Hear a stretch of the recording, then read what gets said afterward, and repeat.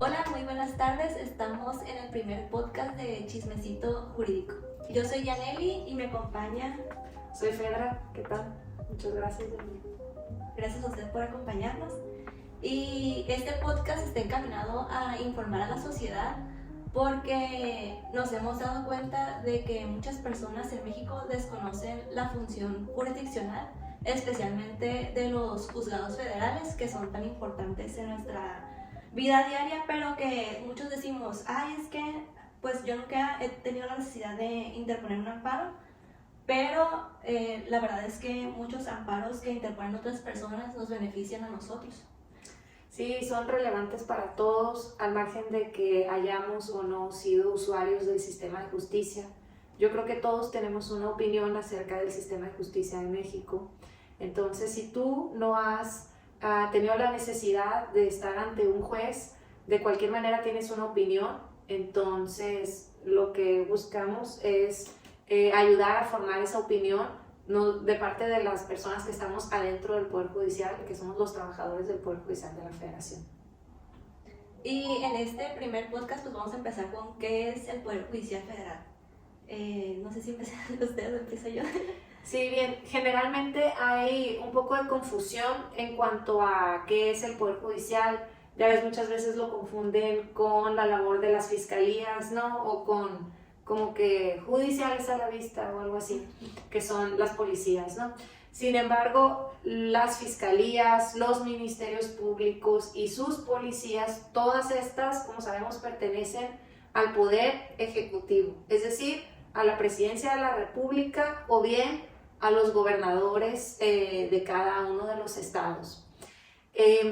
Cuando uno es víctima de un delito, si decides presentar una denuncia, entonces irías ante el Ministerio Público a una de estas fiscalías y luego la policía le correspondería investigar este delito. Y solo si el Ministerio Público considera que hay pruebas para determinar que hubo un delito, aunque tú lo hayas denunciado porque tú eres la víctima, es finalmente el Ministerio Público quien decide si va o no ante un juez a solicitar que pues ya se tomen otras medidas, ¿no? Que haya una investigación ya ante un juez o que tal vez se busque que una persona tenga alguna medida como que pase un tiempo en la cárcel en lo que se investiga o que no pueda salir del país y demás. Solo hasta entonces llega hasta los juzgados y entonces ya comienza el trabajo del Poder Judicial. Y ahí yo creo que tenemos que tomar en cuenta que aunque es una facultad del Ministerio Público acudir con el juez, también hay recursos para que los ciudadanos puedan ir con el juez y decirle, yo considero que el MP ya debe de judicializar esta carpeta, o yo considero que el MP no debe de archivar este asunto porque todavía hay muchas pruebas que desahogar, bueno, que investigar porque todavía no las desahogan. Sí, lamentablemente lo que sucede y el diagnóstico que existe de parte de sociedades civiles que han realizado todos estos estudios es que muchas veces el ciudadano acude ante el Ministerio Público, presenta su denuncia y ya no supo qué pasó, ¿no? Entonces se queda con esta idea de que no, pues no hay justicia en México, ay, el juez no hubo nada, no hizo nada, tantos delitos quedaron impunes, es decir, no hay pena. Y esto es cierto, ¿no? El 95% de los delitos en México se quedan sin pena. ¿Pero por qué? Porque se quedan atorados en el Ministerio Público. Ese es el gran, la fase donde al parecer hay los mayores obstáculos, ¿no? Sin embargo, luego existe este desconocimiento y la gente no conoce que tienen a la mano estos recursos que usted menciona, licenciado. Sí, y pues también hay que tener en cuenta de que no solamente el Poder Judicial ve los delitos penales, que a lo mejor es cuando más se acercan porque hay ya una verdadera necesidad y muy poquita parte de la población es la que acude, bueno, también, bueno, no, yo no estoy en la necesidad, pero un divorcio, una herencia, ya mucha gente mejor prefiere decir, ahí nos vamos pasando los bienes generación por generación y no acudimos con un juez, pero también hay muchos tipos de jueces que pues mercantil, civil, laboral. Así es. Cuando llegamos a pensar en un juez, si no lo estamos confundiendo con las fiscalías, entonces pensamos en estos jueces, ¿no? Que resuelven, por ejemplo, sobre tu divorcio o sobre alguna cuestión de alimentos, una pensión alimenticia, o los jueces que resuelven sobre delitos como pudiera ser una violación, un robo. Todos estos son jueces. Sin embargo, en el Poder Judicial de la Federación hay un tipo especial de jueces, que son los jueces de amparo. En los primeros asuntos que mencionábamos, estos jueces juzgan a las personas, a los dos que se quieren divorciar, al que al parecer debe los alimentos, al que al parecer cometió un delito de robo. Están juzgando a las personas. Sin embargo, los jueces de amparo del Poder Judicial de la Federación no juzgan a las personas, juzgan a las autoridades. ¿A cuáles autoridades? Pues a todas, ¿no? Desde el médico del IMSS o del ISSSTE, de algún hospital público que está violando tu derecho a recibir atención médica porque no te quieren operar o no te dan los medicamentos que tú necesitas. Esas autoridades pueden ser demandadas mediante el juicio de amparo. Desde esas autoridades hasta las escuelas que no otorgan el derecho a la educación, o incluso la Presidencia de la República, el Congreso con las leyes que emite. Todas estas, cualquier autoridad, incluso los mismos jueces, pueden ser demandadas mediante el juicio de amparo. Y de nuevo, muchas veces no sabemos, la sociedad desconocemos que tenemos a la mano estos recursos que nosotros como ciudadanos podemos no solo demandar al vecino o a mi ex, también podemos demandar a las autoridades. Y a lo mejor a veces decimos, ay, pues qué fácil, nomás acudo con un juez de amparo y ya me puedo quejar de todas las autoridades. Y ahí viene lo complicado, porque antes de acudir con un juez de distrito muchas veces debes de agotar recursos previos, porque como todo procedimiento lleva requisitos y esos son requisitos de procedencia. Y si no, pues se puede sobreseer el juicio porque no agotaste estos principios anteriores. Entonces sí, como que tienen una metodología, no es tan fácil decir, ah, ya voy a demandar al IMSS. Bueno, al IMSS sí es vía directa, ¿verdad? Sí. Pero sí hay ciertas autoridades que debes desahogar previamente algún procedimiento. Entonces, aunque suene fácil, por eso no mucha gente acude, y pues también porque se deben de tener profesionistas que conozcan todos estos requisitos, todas esas procedencias, pero pues también los órganos de amparo tienen a sus asesores jurídicos para las personas que acudan, o tienen a sus defensores que son para materias laboral y penal. Y esto es bien importante porque, como dice la licenciada, tiene sus requisitos, ¿no? O sea, vivimos en un estado de derecho y se tiene que cumplir la ley, y claro que hay ciertos requisitos que hay que cumplir, requisitos legales, para poder demandar a una de estas autoridades. Sin embargo, es bien importante precisar que esto es totalmente gratuito. O sea, promover un amparo no cuesta nada, es gratuito. Ahora, la asesoría legal, ¿no? O sea, ya si tú deseas contratar a un abogado, bueno, eso ya tendrá su costo, pero pues es un abogado privado. Ahora, si no tienes los medios para contratar o pagar los honorarios de un abogado, existen las posibilidades que el propio gobierno proporciona también, ¿no? Los defensores y los asesores, estos sí son gratuitos. Licenciada, y pues empezamos diciendo todo lo jurídico, pero no nos presentamos. Usted es secretaria de juzgado. Cuénteme un poquito cómo llegó usted a ese lugar. Pues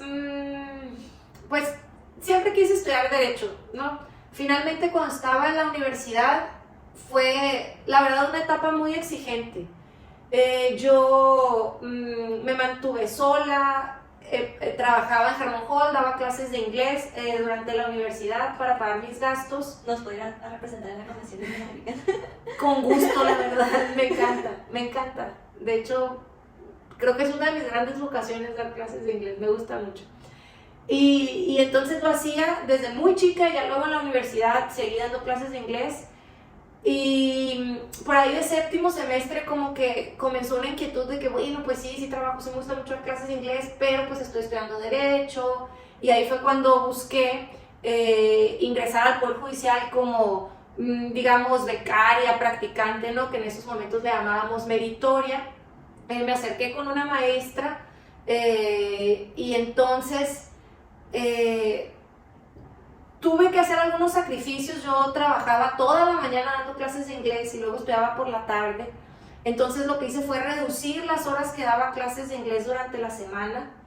Me levantaba a las 5 de la mañana, a las 6 ya estaba en la parada del camión para comenzar a dar clases a las 7 de la mañana. Daba una sola clase, de ahí me iba al juzgado a hacer mis prácticas, ¿no?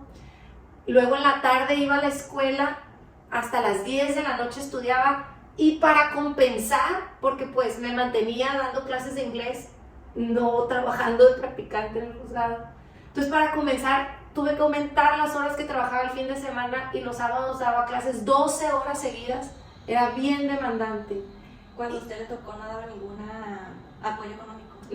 No, pero bueno, eventualmente me comenzaron a dar nombramientos de 15 días, hasta menos, y ahí comenzó lo realmente brutal, porque entonces tenía que seguir con la misma dinámica, pero como ya tenía un trabajo, ¿no? O sea, ya tenía mi nombramiento, entonces a las 10 de la noche que salía de la universidad, tenía que regresar todos los días al juzgado. La verdad, no dormía mucho. Y ahora pienso en esa etapa y sí me pregunto, pues, ¿cómo le hacía? ¿No? Porque era muy demandante. Yo también, porque cuando a mí en mis prácticas sí me tocó que me daban una remuneración, me daban como 2,200, pero estaba en la libre de derecho y tenían los horarios en la mañana y en la tarde. Entonces en la mañana entraba a las 7, salía a las 9, y pues del centro a Guaruto, que pues es retirado. Sí. Pues en camión sí tardaba como 1 hora, y ya cuando llegaba ya era como las 10, y a las 3, porque tampoco no me gustaba irme a las 2 que se vencían mis 4 horas, pues ya me iba a las 3 para llegar casi a las puras 4 que tenía que regresar a la escuela. Y regresaba y como a veces salía a las 8, a veces salía a las 9, y todavía me iba a entrenar porque jugaba fútbol americano. Y ahora, digo yo, no sé cómo le hacía, de dónde sacaba energías. Sí, generalmente así pasa, ¿no? Vemos hacia atrás y decimos, wow, ¿cómo lo pude lograr? Pero, pues de alguna manera. Y así terminé la universidad y ya regresé a Culiacán, yo estudié fuera. Y entonces estaba un poco desanimada porque no quería vivir aquí. Y finalmente aquí... ¿Usted es de aquí? Sí, yo soy de aquí de Culiacán. Y finalmente aquí se dio la oportunidad... con un juez que ahora es magistrado, siempre ha sido muy excepcional, y él decidió concursar el puesto de oficial desde antes de que el consejo decidiera también concursar este puesto. Y entonces hizo un concurso de 2 días, de varias etapas, y resulté vencedora en este concurso, y así fue como finalmente logré un puesto de oficial aquí en Culiacán. Después de 6 meses me dieron la base.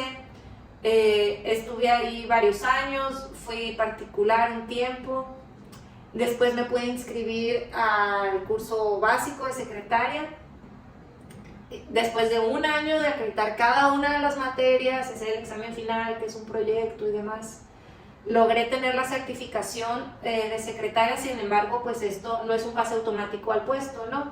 Hay que aguardar en las listas a que se abra alguna plaza, que se dé una oportunidad. Y finalmente se dio esta oportunidad, y un titular me invitó a trabajar con él.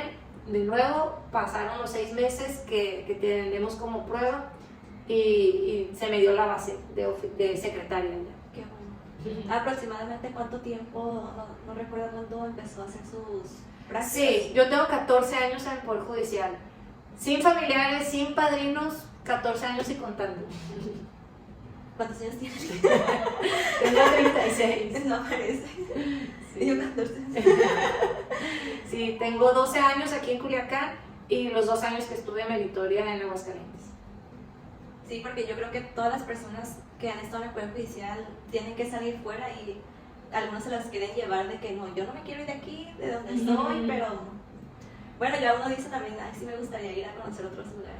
Sí, la verdad es que yo tuve mucha suerte. Yo creo que es una mezcla de mérito, por supuesto, de aptitud, de actitud, pero también de suerte, ¿no? Yo tuve suerte de que se abrió una oportunidad de secretaria aquí en Culiacán. Yo la verdad es que estaba dispuesta a cambiar de residencia porque asumí que así iba a tener que ser, porque en la mayoría de los casos así es.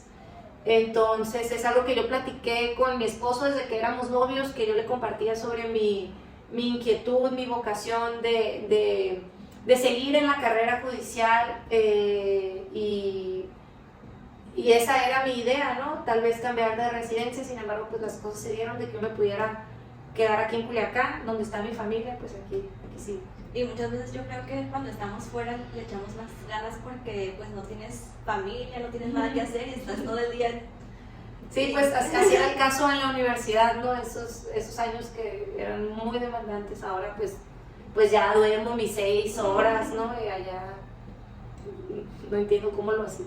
Y pues también cuando es el curso, pues estar estudiando y desvelarse y hacer los proyectos. Sí, la verdad a mí me fue muy bien en el curso, gracias a Dios, pero todos los días estudiaba, todos los días, y para prepararme para el examen de admisión del curso, porque no solo tienes que aprobar el curso, sino que solo para entrar se hace un examen que muchos no pasan a la primera, y pues es también exigente, y nada más para ese examen también estuve estudiando casi un año para prepararme para el examen de admisión, nada más.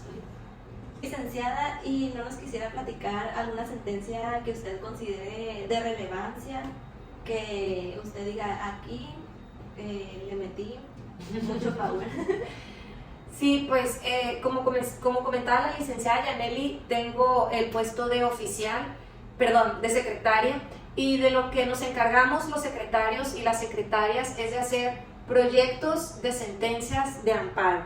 En mi caso, yo estoy en un juzgado federal, en uno de estos juzgados constitucionales, donde el juez de amparo juzga a las autoridades, ¿no?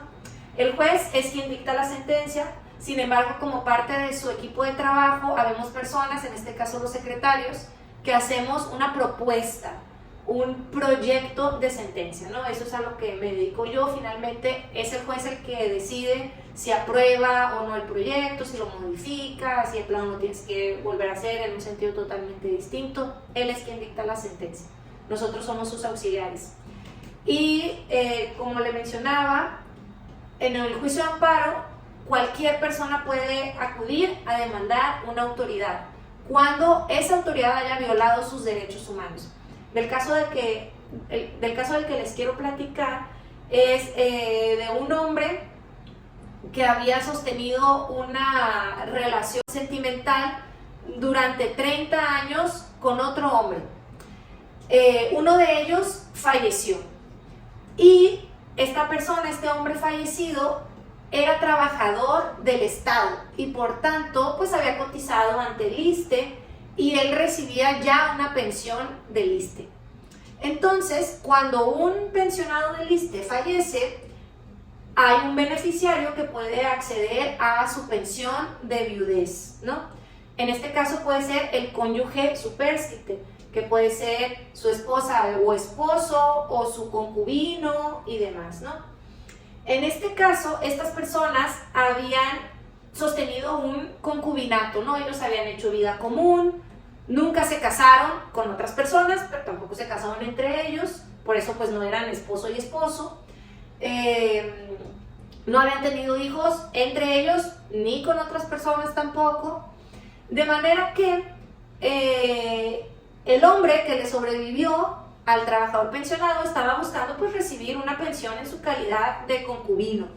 La ley del ISSSTE exige diferentes requisitos, y de hecho la propia ley del ISSSTE prevé un trámite para acceder a la pensión de un trabajador ya fallecido cuando no habías sido designado beneficiario en vida, ¿no? O sea, el trabajador se murió sin designar como beneficiario a su X familiar, ¿no? Entonces, con base en esta reglamentación del ISSSTE, del propio ISSSTE, pues este hombre busca primero la declaración de su concubinato, porque es uno de los requisitos que la propia reglamentación del ISSSTE propone, ¿no? La jurisdicción voluntaria. Así es. Entonces, va ante un juez y demuestra ante el juez que efectivamente lo que sostuvo, la relación que tuvo con el trabajador fallecido, pues era un concubinato, ¿no? presentan documentales, cartas, fotografías, conversaciones, testimoniales y demás. Aquí en las jurisdicciones voluntarias no hay una contraparte, ¿no? Es la persona que acude ante el juez y le quiere demostrar un hecho jurídico, que en este caso es el concubinato. Así es, entonces hubo una declaratoria de que existió el concubinato por casi 30 años entre estas dos personas. Entonces ya con esa prueba y otras pruebas, va esta persona con él ante el ISSSTE y le solicita la pensión por viudez. Entonces el ISSSTE le dice que no por 3 razones básicamente. Una, porque no tenían hijos. 2, porque no había hecho el trámite en vida. Y 3, porque no lo había hecho dentro de los 6 meses posteriores al fallecimiento de la persona, del trabajador. Bueno, la última razón era totalmente falsa, o sea, en realidad lo había solicitado dentro del plazo de 6 meses que la propia reglamentación del ISSSTE exigía, ¿no? Entonces era como un error, una contradicción total, ¿no? Era totalmente falso. Lo segundo, pues, claro, estaba buscando la pensión ya que la persona había fallecido, pues sí, porque precisamente hay una regulación del ISSSTE que así lo prevé. Esta regulación tiene un nombre larguísimo, pero se llama algo así como trámite para acceder a una pensión cuando el trabajador no la nombró en vida y ahora tienes que buscarla tú, aunque tu trabajador ya se murió. Realmente tiene un nombre así de largo y eso es básicamente lo que dice, ¿no? Entonces esa tampoco era una razón jurídicamente válida, ¿no? Y la anterior, la que tiene que ver con los hijos, ahí es bien importante tomar en cuenta que, pues, para un concubinato, pues es básicamente como un matrimonio de hecho, ¿no? Aunque legalmente no se casaron porque no hay un acta de matrimonio civil, pues ellos vivían como si hubiera sido un matrimonio. Y el concubinato existe entre parejas heterosexuales y también entre parejas homosexuales, ¿no? Entonces, esto es indistinto. Y aquí la cuestión es que cuando una autoridad exige a cualquier pareja que tengan hijos para acceder a un beneficio, pues entonces ellos están visualizando el concepto de familia de una manera muy restringida, de una manera que de hecho la Suprema Corte de Justicia de la Nación ya declaró inconstitucional, ¿no? Una pareja, un hombre y una mujer pueden tener un matrimonio o un concubinato con o sin hijos, de la misma manera que 2 hombres o 2 mujeres o como sea que se identifiquen estas personas, pueden también tener un matrimonio civil, porque ya pueden contraer matrimonio igualitario, o también pueden constituir un concubinato, tengan o no tengan hijos, ¿no? Esa tampoco podía ser una razón válida. Y además, aquí había que acotar que cuando ellos comenzaron su relación, pues no estaba legalizado, lamentablemente no estaba legalizado el matrimonio igualitario. Entonces, realmente en el caso particular de esas dos personas, pues su única opción era constituir un concubinato porque no podían, ¿no? La persona murió poco antes de que la legislación del estado donde vivían se modificara para reconocer el matrimonio igualitario, ¿no? Entonces, en este caso, la autoridad, el ISSSTE, una de sus subdelegaciones encargadas de otorgar las pensiones, había violado los derechos humanos de este hombre que buscaba la pensión de su concubino fallecido, ¿no? Yo hice el proyecto de sentencia en este sentido, proponiendo que ese acto era inconstitucional. El juez de amparo estuvo de acuerdo con lo que yo propuse y él decidió conceder el amparo y proteger a este hombre a efecto de que el ISSSTE dejara insubsistente, desapareciera, digamos, esa decisión y tomara otra en la que dejara de considerar que requería de tener hijos para acreditar el concubinato y que tenía que haberlo hecho en vida y que no lo había hecho durante el plazo. Y pues hay que estar conscientes de que aquí a lo mejor alguna persona no esté de acuerdo con este tipo de relaciones, pero al fin y al cabo los jueces son los que defienden a esas minorías, porque también hay que como que irnos a cuando decían, por ejemplo, las mujeres no tenían derecho a votar. Entonces, ahí no éramos tanto una minoría, pero en realidad es que todas las personas tienen derechos y todas las personas deben de garantizárseles porque así lo establece la Constitución, y un juez de amparo pues vela porque la Constitución se rija. Entonces, en este caso ya en múltiples sentencias se ha declarado que las personas no pueden prohibírseles ciertos actos jurídicos por sus preferencias sexuales, porque en realidad pues somos personas, todas las personas tenemos derechos. Así es, y me parece que la licenciada lo dijo muy bien, porque no se trata del número de personas, o sea, no se trata de que si las minorías realmente son poquitas o son muchas.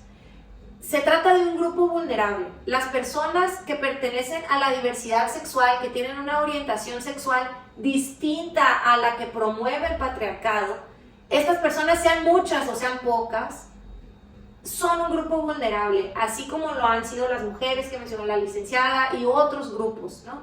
Entonces, el Poder Judicial, a través de los jueces de amparo, busca proteger a estos grupos vulnerables, sean mayorías, sean minorías, siempre, sea una violación para una sola persona o para todo el grupo, si es una violación de derechos humanos y es por parte de la autoridad, el juez de amparo está para protegerlos. Licenciada, y usted hace un momento me comentaba que el artículo 118 de la ley del ISSSTE se había declarado inconstitucional. ¿Sí era el 118? Me parece que sí, la verdad no recuerdo. Y entonces, por ejemplo, ahí estamos en un caso en el que el seguro ya no debería de aplicar en casos subsecuentes ese mismo artículo, y porque una persona anteriormente ya había promovido un amparo, ya había ido con un juez diciéndole que se estaba vulnerando su derecho, entonces en los subsecuentes casos ya no se debería de aplicar, que en ciertos casos sí ocurre, y a lo mejor vamos a pensar que no es que la autoridad quiera violar derechos, sino que a lo mejor no estaba enterada de la sentencia.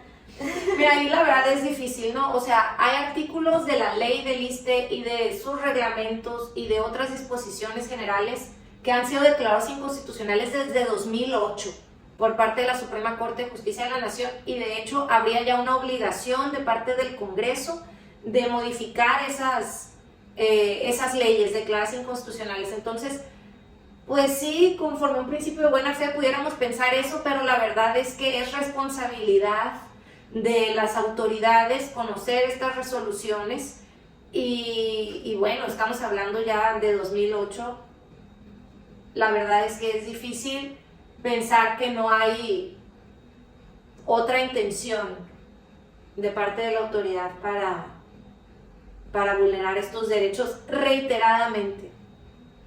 Y pues en esto no se debería de pensar que es una persona que quiera falsear a la autoridad o que quiera aprovecharse de la autoridad, porque en realidad la pensión es algo que el trabajador fue ahorrando durante toda su vida, y pues no le pertenece al Estado, le pertenece a la persona que compartió pues su vida con él, incluso no su vida, más de 5 años o 6 meses, creo que también ya lo modificaron, ¿verdad?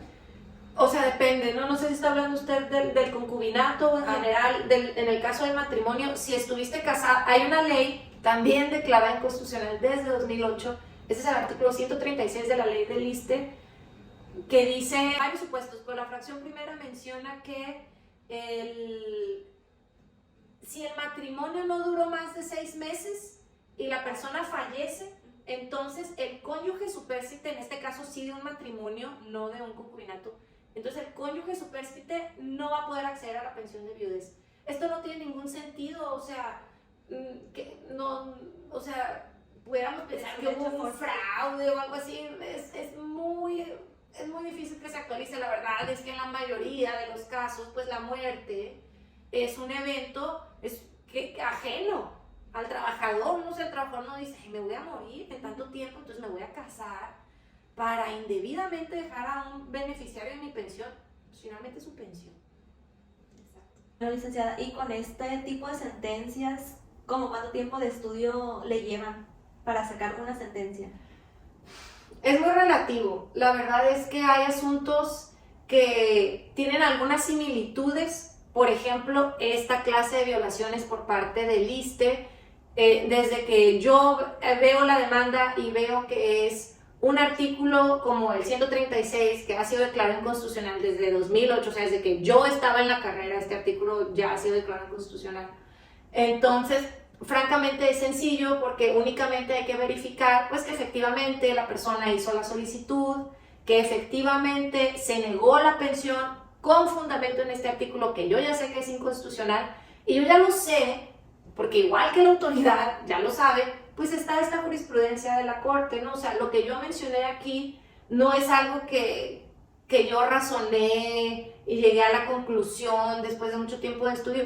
Les repito, desde que yo estaba en la carrera ese artículo ya había sido declarado inconstitucional. Sí, entonces, es que la ley de amparo nos dice, es obligatorio para todos, bueno, los jueces, los magistrados y para todas las autoridades la jurisprudencia que emite la Corte.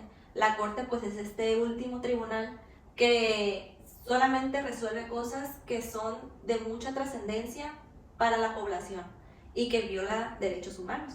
Entonces, como dice este artículo, pues si yo resuelvo sobre este artículo, pues va a beneficiar a gran parte de la población. Entonces aquí la Suprema Corte, una persona que se fue quejando de todas las autoridades, llegó hasta la Suprema Corte y la Suprema Corte ya decidió resolver en definitiva y ya nos dice, este va a ser el criterio aplicable por estas razones, y lo publica en una página que es del Semanario Judicial.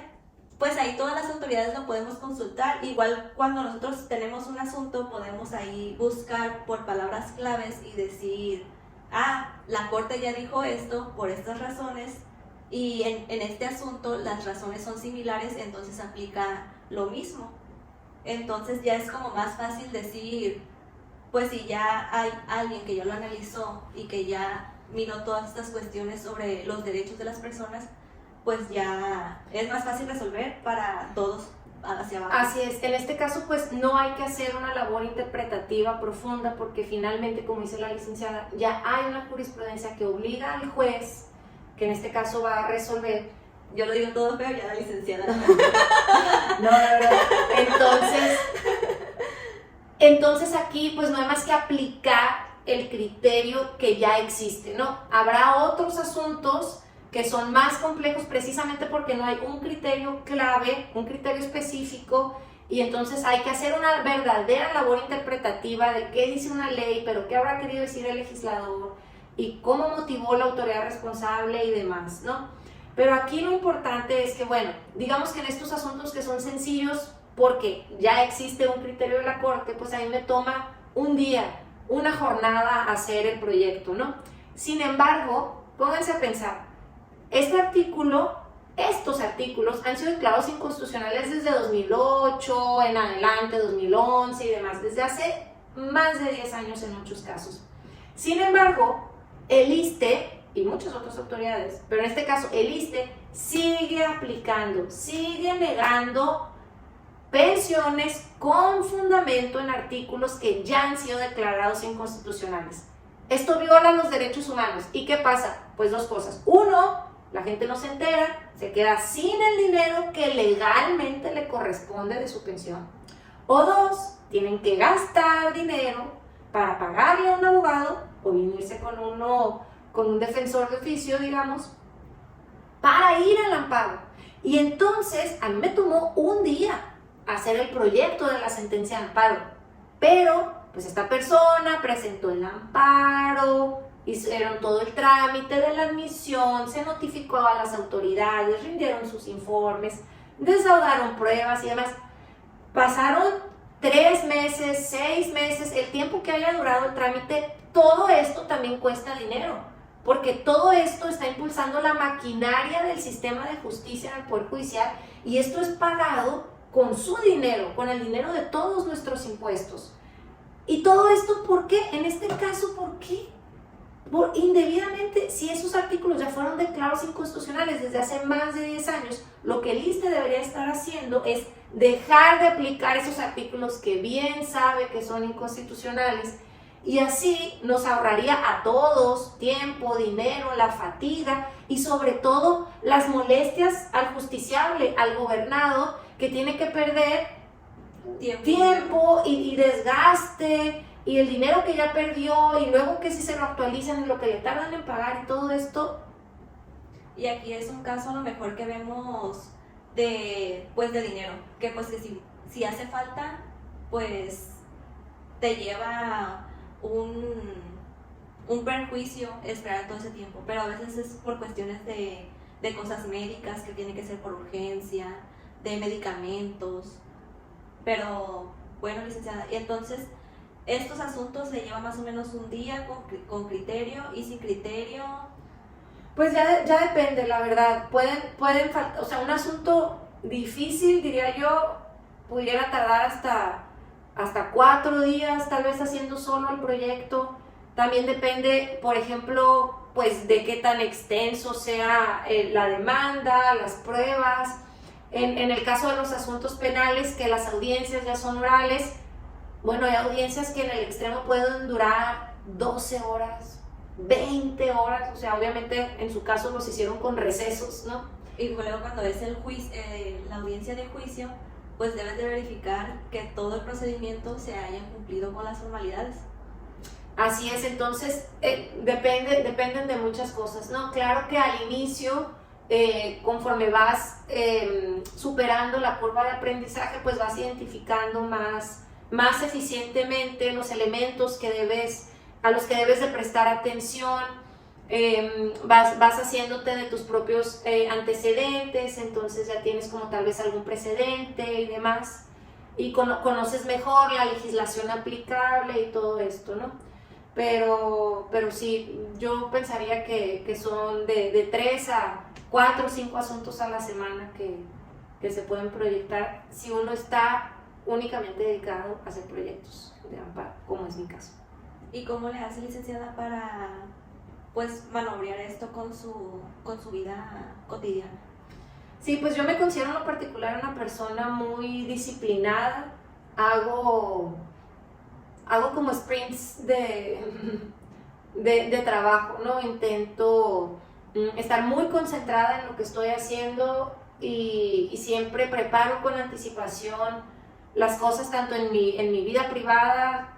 Siempre me encantó madrugar, entonces siempre me he despertado muy temprano y preparo todo lo que tengo que hacer, y cuando estoy en el juzgado lo que intento es estar totalmente de lleno, totalmente dedicada a los proyectos. Tengo ya mi técnica. Algunas personas creo que pudieran como que revisar todo el expediente y al final dicen, bueno, ahora sí voy a empezar Y se nos olvida a escribir, ¿no?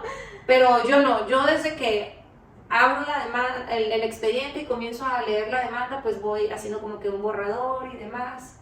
Entonces esa digamos que es mi técnica. Creo que el multitasking, ¿no? Hacer como que muchas cosas al mismo tiempo, en realidad no es un método eficiente, porque terminas dejando todo a medias, ¿no? Entonces creo que mi técnica sería esa, concentrarme en lo que estoy haciendo. Una técnica deberíamos tener todos. Sí, e intentar estar presente en lo que estoy haciendo. Igualmente, yo tengo una hija de 1 año y 9 meses, entonces pues igual el tiempo que estoy con ella, no estar pensando en lo del trabajo o al revés, ¿no? Cuando estoy, no sé, doblando la ropa o algo así, pensando, ay, es que mi hija, ¿por qué me hice esto? Cosas así. ¿Cuántas personas son con usted ahí en el juzgado? Somos 15 personas. Somos un juzgado pequeño. Hay diferentes tipos de juzgados. La mayoría son de 45 a 50 personas. Los tribunales tienen más o menos una integración similar, pero mi juzgado es especial, digamos, es de los chiquitos. Muy bien. Pues esperemos que no los hayamos confundido más. ¿Qué más les podemos aclarar? Bueno, conforme a la marcha iremos solventando dudas, y esperemos que pues esta información sea de su utilidad y que les sirva para algo en su vida diaria, o lo compartan con una persona que crean que lo necesita. Y estaremos subiendo este tipo de contenido, y pues si nos ponen abajo en los comentarios sus dudas, pues trataremos de disiparlas en las futuras charlas. Muy bien, Muchas pues, gracias por acompañarnos. gracias a usted, licenciada, y encantada de estar aquí y deseándole mucho éxito a su proyecto. Gracias. Nos vemos. Bye.